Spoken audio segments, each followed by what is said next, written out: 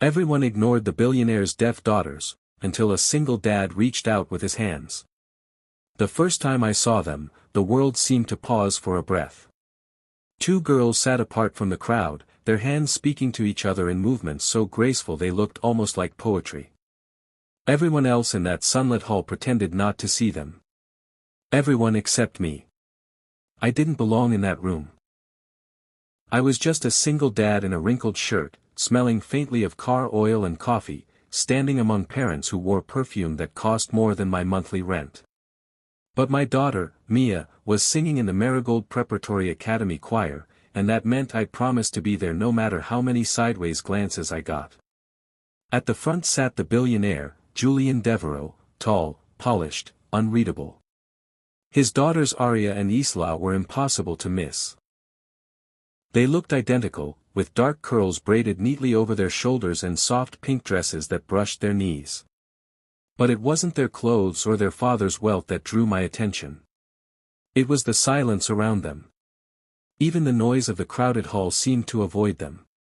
When teachers greeted the other children, they smiled and nodded, but no one tried to speak to the twins. They sat quietly, watching their lips move, their eyes sharp but distant. I saw one of them, Aria. I would later learn to tap her sister's wrist gently, then begin to sign. Her hands moved quickly, confident, and expressive. Isla signed back, and together, they laughed without a sound. That laugh was pure light, but the world didn't notice. I stood at the back of the room and watched as the headmistress praised donors and thanked sponsors. Applause filled the air, but the twins didn't clap. They followed the rhythm with their eyes, small smiles flickering between them. And as the noise swelled, I caught myself feeling something strange, not pity, but recognition. Because I knew what it felt like to be seen but not understood. Julian Devereaux didn't notice the man in the back of the room. He was too busy scanning the schedule on his phone, calculating how long he had before his next flight. Every event, every conversation, every smile he gave had a purpose. Efficiency was his language, control his armor. He built empires on precision. But when it came to his daughters, that same control slipped through his fingers like sand. He'd hired the best tutors, therapists, and interpreters money could buy, but the silence between them had grown heavier since his wife's death 2 years earlier. He still heard her last words echoing in his head, "Promise me you'll try to understand them." He had tried. God, he had tried. But every time he opened his mouth, his daughter's eyes would drift away, searching for meaning in expressions he didn't know how to give. So he gave them everything else instead of wealth, comfort, protection. He couldn't give them words, but he could give them the world. Still, on mornings like this, when he saw them sitting apart, he wondered if all that luxury only made their silence lonelier. When the choir took the stage, Mia stood in the second row, her hair pulled back with a red ribbon. She caught my eye just before the first note, gave me a quick grin, and I felt something unclench inside me. For 3 minutes, I forgot about everything, the overdue bills, the long hours at the garage, the ache in my hands. She was my whole reason for breathing, that kid. As the song ended, applause thundered again. I looked over toward the Devereaux twins. Aria's face was calm, but Isla seemed lost in the crowd's motion, her eyes darting from one pair of clapping hands to another as though trying to feel the rhythm she couldn't hear. When the crowd began to shift, her program slipped from her lap and fluttered to the ground. She didn't move to pick it up. No one else did either. I don't know why I crossed the room. Maybe it was instinct. Maybe it was something deeper. I crouched down, gathered the fallen pages, and when she looked at me, I smiled. Her eyes were sharp, cautious, curious. I didn't speak.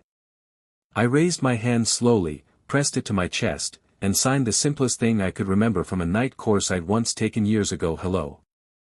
She blinked, stunned, then her lips curved into the smallest, most genuine smile I'd ever seen. Aria leaned closer, whispering something into her sister's ear or maybe signing it.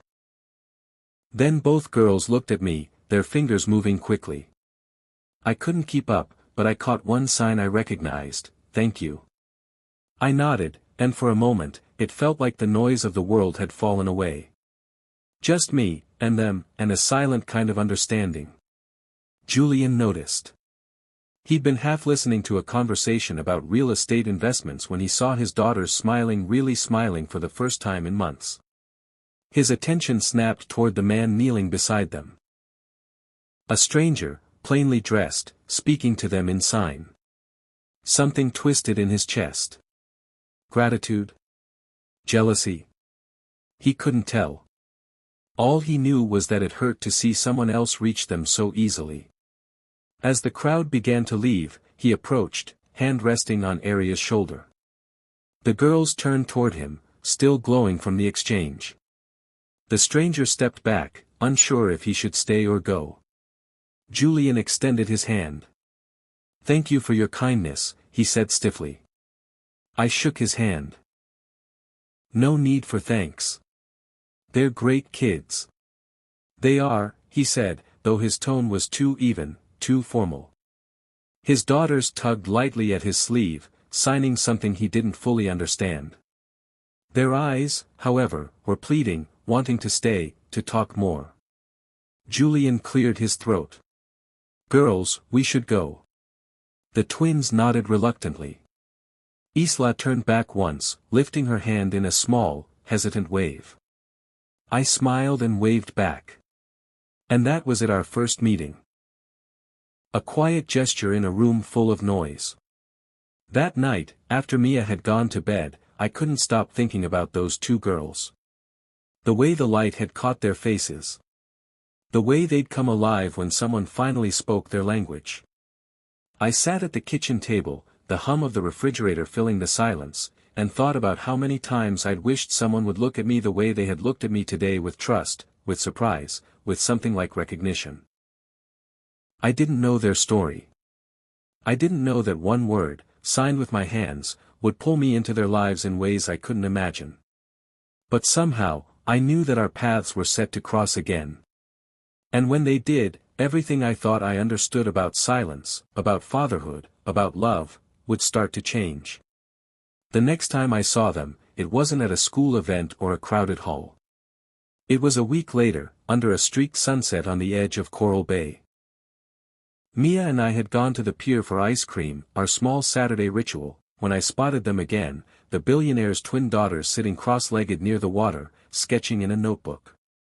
Their father stood a short distance away, on his phone, pacing like a man who didn't know how to stand still. Mia tugged my hand. "Dad, that's them. The girls from the concert." I followed her gaze.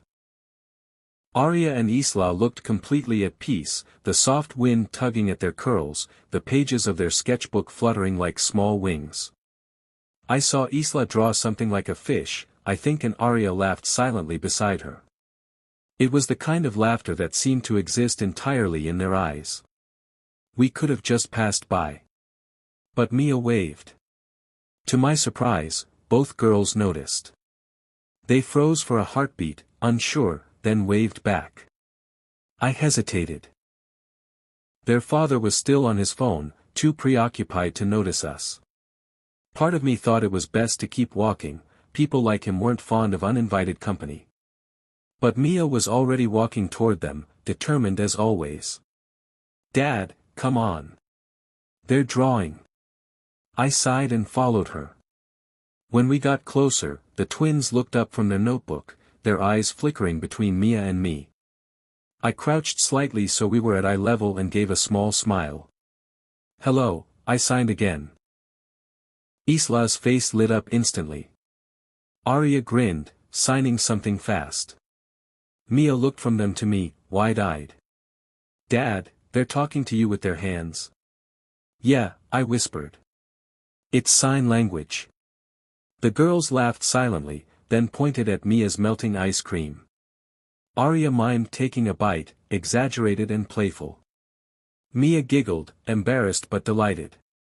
Before long, the four of us were sitting in the sand, drawing shapes with twigs. I wrote my name in the sand, then Mia's. Aria followed, carefully tracing RIA in small letters, then ISLA. I pointed to each of them in turn, repeating their names with the sign I remembered from before. Arya tapped her chest proudly, then pointed at me, miming, "Your turn." I smiled. "My name's Eli," I signed slowly, the motion clumsy but clear. They clapped their hands together in delight, the soundless gesture brighter than any noise. I didn't notice Julian Devereux approaching until his shadow stretched over the sand. His voice, when it came, was low but sharp. "Excuse me." The girls froze. Mia shrank closer to me. I stood, brushing the sand from my jeans. "We were just talking," I said. "I can see that." His eyes flicked toward his daughters, then to me. "You know them?" "Not really," I said. "Just met at the school concert last week." They dropped their papers. I helped out. He studied me, his expression unreadable. He was taller up close, his presence commanding but not loud. There was something weary behind his sharpness, though a kind of ache that even wealth couldn't disguise. "My daughters don't usually," he trailed off, glancing at them. They were watching him, their eyes pleading. "Talk to strangers." "I'm not a stranger anymore," I said gently. He didn't answer.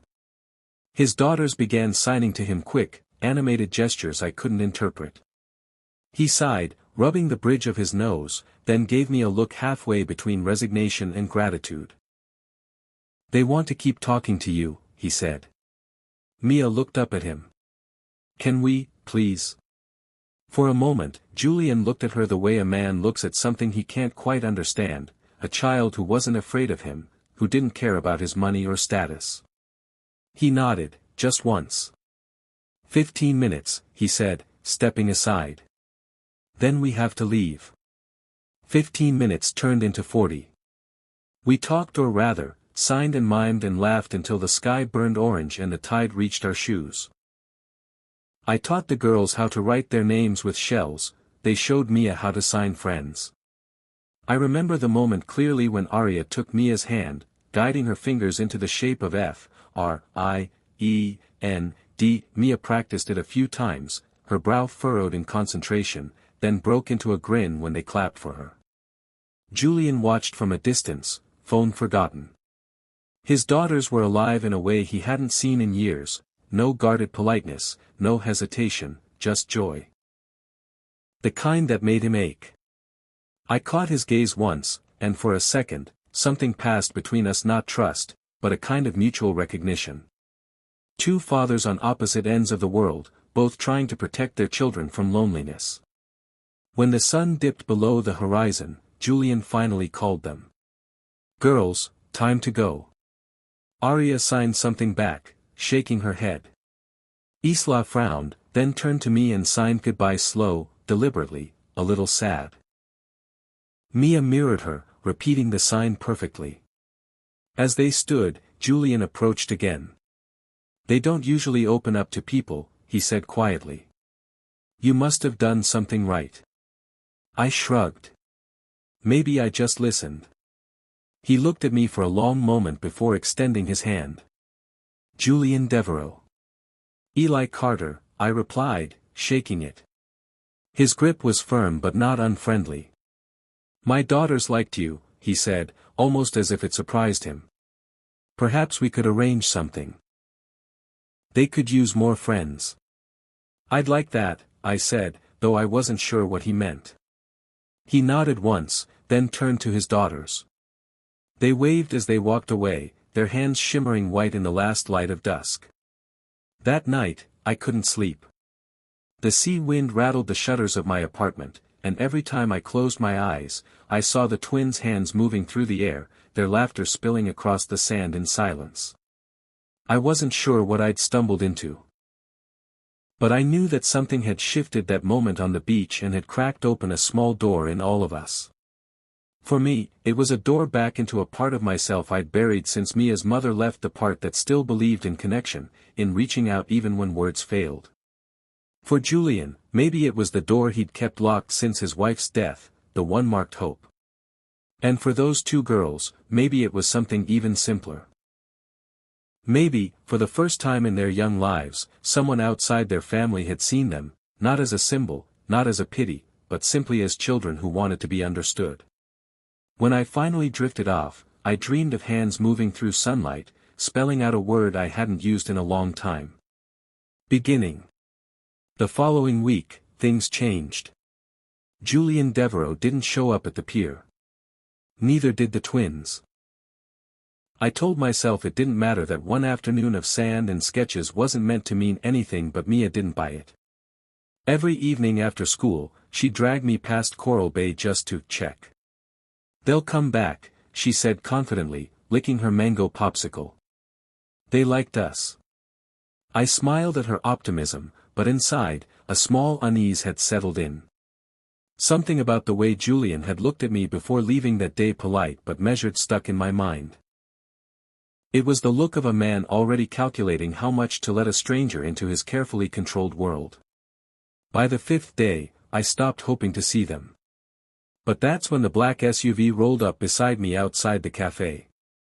The tinted window slid down, and Julian's driver, a tall man with the patience of a monk, leaned out. "Mr. Carter?" "Yes." "Mr. Devereaux asked if you and your daughter would join him this afternoon. The girls have been asking for you." I hesitated, torn between instinct and curiosity. But then I saw Mia's face light up, and I couldn't say no. Their estate was perched high above the coast, a modern marvel of glass and white stone overlooking the sea. When we pulled up, the twins were already waiting on the terrace, their hands fluttering in greeting. Mia ran to them before I could even thank the driver. Julian emerged from inside, phone in hand as always. "Thank you for coming," he said, not quite meeting my eyes. "They've been persistent." I chuckled. "Persistent kids are a sign of good hearts." He raised an eyebrow.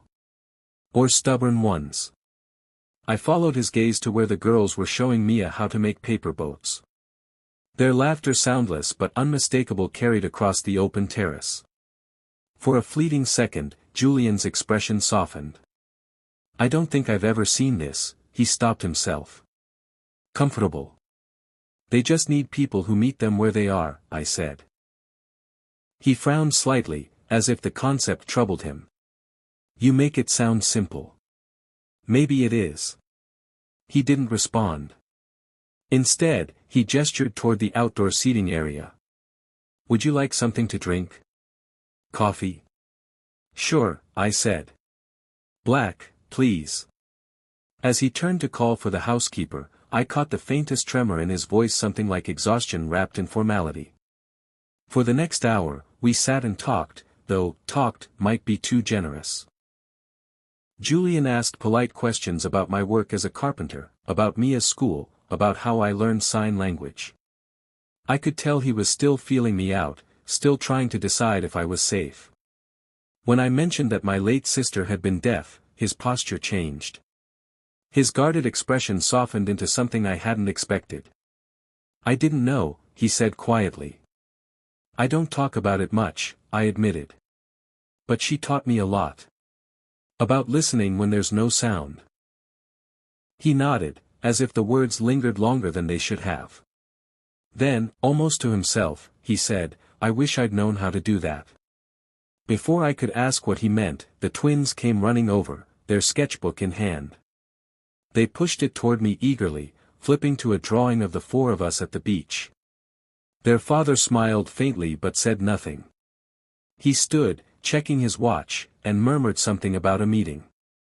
When he walked back inside, I noticed the shift immediately. The girls' faces dimmed just a little. Later that week, everything fell quiet again. I sent a short message to the number Julian had given me, just to thank him for the afternoon. No reply. Days passed. Mia stopped asking about them, but I could see the disappointment in her eyes. Then one evening, while I was closing up the workshop, I heard a familiar voice. "You've been avoiding us." Julian stood at the doorway, his sleeves rolled up, his tie loosened. He looked nothing like the untouchable billionaire I'd first met, just a man worn thin. "I figured you were busy," I said. He exhaled. "That's not untrue. Is this about the girls?"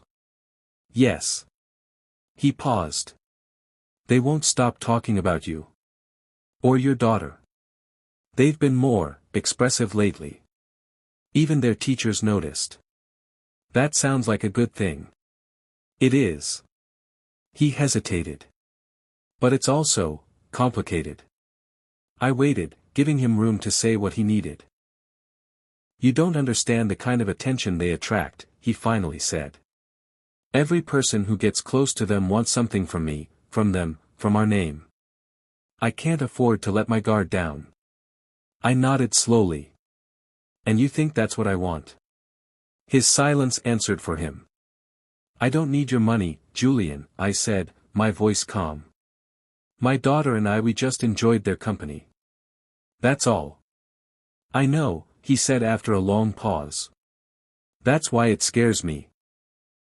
He turned to go, but something stopped him halfway out the door.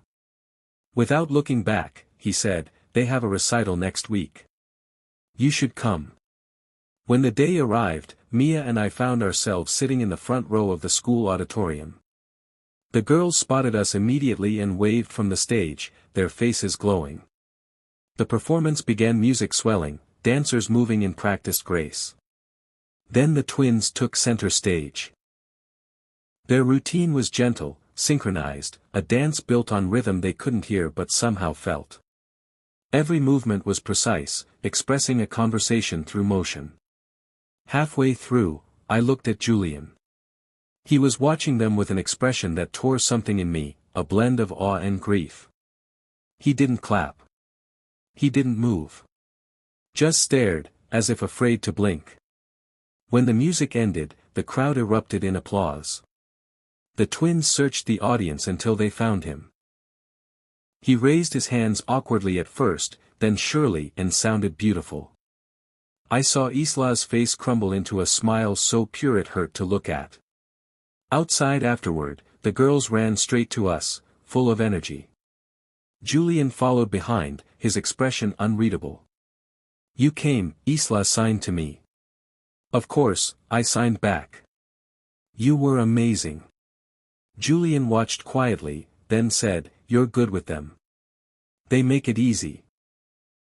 For a brief moment, something unspoken hung between us, a fragile peace built on shared pride. But then one of his assistants appeared, whispering something urgent in his ear. The warmth in his face vanished, replaced by that cold, distant composure again. "I have to go," he said curtly. "Thank you for coming."